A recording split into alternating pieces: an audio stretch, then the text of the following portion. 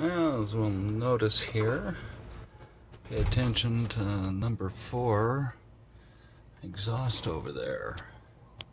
Kind of funny.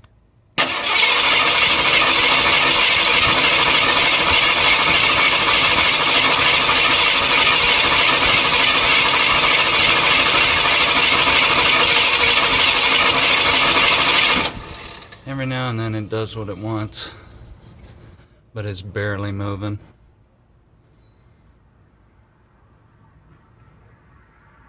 More than likely a lifter problem, I'm hoping, not just a flat cam. This side, everything's doing good.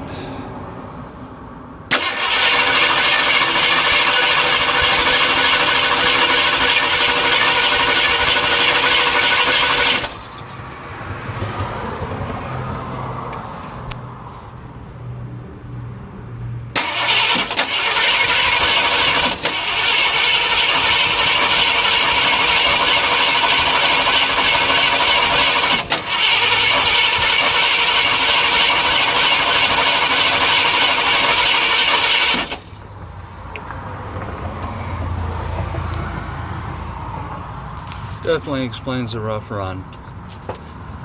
Next, pull the intake.